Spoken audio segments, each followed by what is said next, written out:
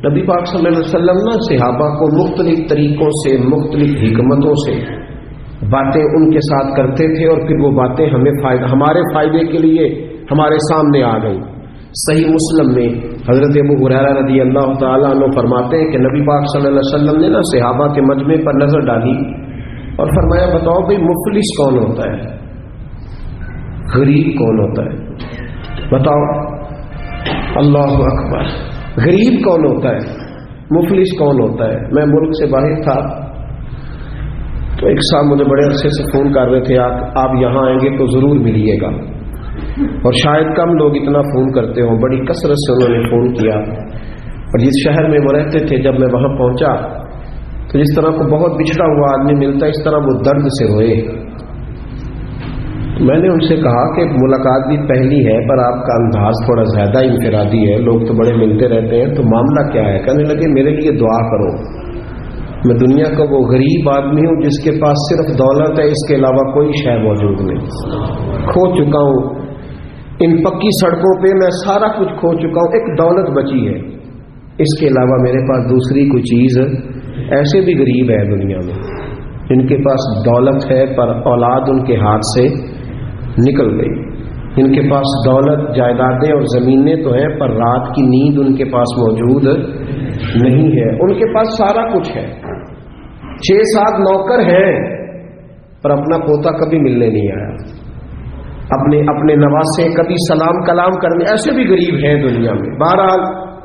نبی رحمت صلی اللہ تعالی علیہ وسلم نے صحابہ سے پوچھا کہ بتاؤ غریب کون ہوتا ہے، مفلس کون ہے؟ تو حضرت ابو ہریرہ رضی اللہ تعالیٰ عنہ فرماتے ہیں وہی جواب جو روٹین میں سب نے دینا تھا، یا رسول اللہ جس کے پاس مال و دولت نہ ہو وہ مفلس ہے، وہ غریب ہے۔ اب یہ حضور کا سمجھانے کا انداز ہے نا، متوجہ کرنے کا انداز۔ یا رسول اللہ دولت نہ ہو، غریبی ہو، کرائے کا مکان ہو، قرضہ چڑھا ہوا ہو، غریب آدمی ہے، تو حضور نے فرمایا نہیں، یا رسول اللہ پھر آپ بتا دیں غریب کون ہوتا ہے؟ تو نبی پاک علیہ السلام نے فرمایا میری امت کا غریب وہ ہے جو قیامت کے دن احد پہاڑ کے برابر نیکیاں لے کے آئے گا۔ کہتے ہمارے کان کھڑے ہو گئے کہ نیکیاں بھی احد پہاڑ کے برابر 6-7 کلومیٹر،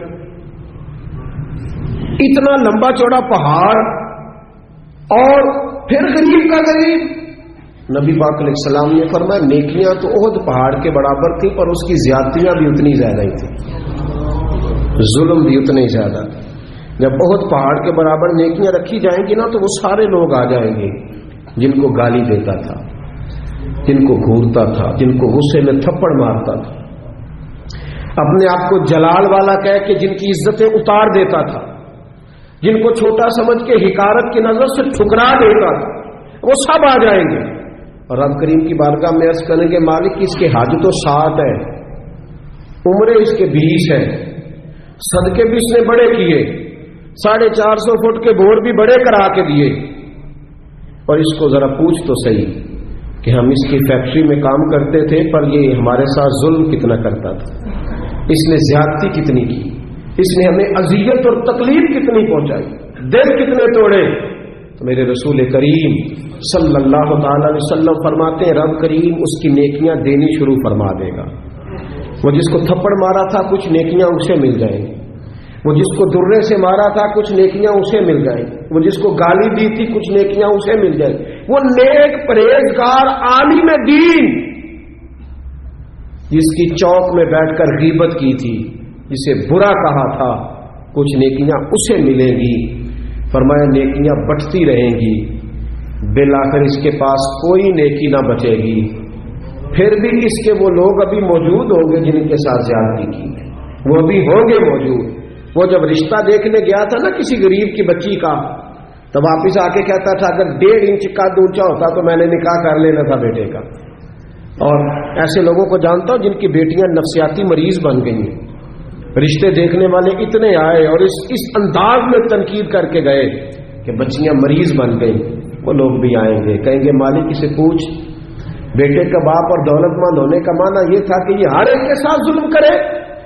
محبوب فرماتے جب نیکیاں ختم ہو جائیں گی تو پھر جن کے ساتھ زیادتیاں کی تھی ان کے گناہ اس کے اوپر ڈالنے شروع کیے جائیں گے، پھر گناہوں کا بوجھ اٹھائے گا۔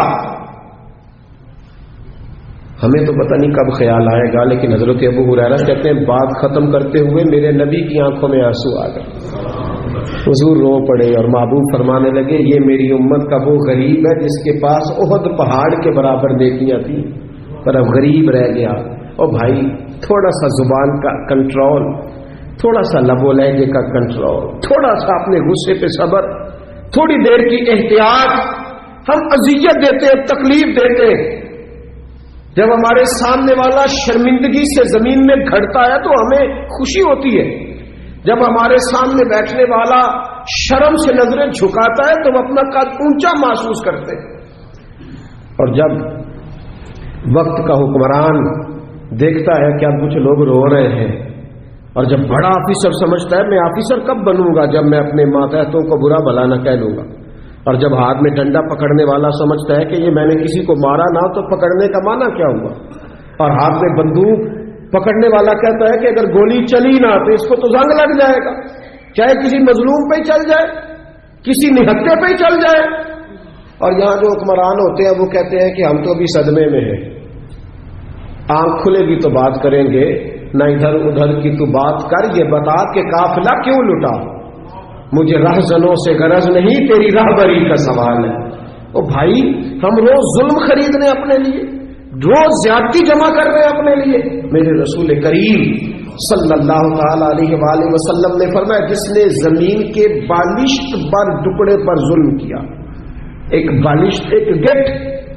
جس نے زمین کے بالشت بھر ٹکڑے پر ظلم کیا، اللہ تعالیٰ قیامت کے دن 7 زمینوں کا توق بنا کے اس کے گلے میں ڈال دے گا، پھر اس کی گردن ٹوٹنے پہ آئے گی، پھر وہ ہائے ہائے کرے گا، لیکن اسے اس وقت معافی نہیں ملے گی۔ آج موقع ہے وہ معافی مانگے، درگزر کا سوالی بنے، بچے اس ظلم سے، بچے جس کو پتہ چل گیا ہے کہ میرا بیٹا اپنی بیوی کے ساتھ درست طریقے سے نہیں رہ رہا، اس باپ کا فرض نہیں ہے اپنے بیٹے کو ڈانٹنا کہ اس نے طرفدار بننا، جس کو سمجھ آ گئی ہے، جس کو خیال آ گیا ہے، جس کو اس بات کی سمجھ آ گئی ہے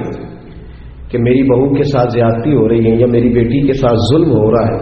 تو اگر وہ ساتھ کھڑا ہی نہیں ہو رہا، اور پھر نبی پاک علیہ السلام نے تو ہمیں ہر پہلو پر سمجھایا ہے، میرے کریم محبوب نے تو کوئی ایسی چیز چھوڑی نہیں جو ہمیں سمجھائی نہ جائے۔ اللہ کے حبیب فرماتے ہیں اپنے بھائی کی مدد کرو چاہے وہ ظالم ہو یا مظلوم ہو۔ یا رسول اللہ مظلوم کی مدد تو سمجھ میں آتی ہے، ظالم کی کیسے مدد کریں؟ تو حضور نے فرمایا اسے ظلم کرنے سے روک دو، یہ تمہاری مدد ہے اس کے لیے، ورنہ جہنم میں چلا جائے گا۔ اس کی مدد کرو، اسے روکو۔ جب لوگ ظلم کر رہے ہوتے ہیں تو کہتے ہیں کیسے پتہ چلے گا، ہم چھپ کے کر رہے ہیں، کون ہے دیکھنے والا؟ جب ظلم کر رہے ہوتے ہیں تو کہتے ہیں میں نے وہ سارے جن جگہوں سے میں پکڑا جا سکتا تھا وہ سارے دروازے بند کر کے آیا ہوں، میں نے ہر ایک کو خرید لیا ہے۔ زندگی کے 6 مہینے، 6 سال، 10 سال، 15 سال انہیں محسوس ہوتا ہے کہ کسی کو بھی نہیں پتا چلا،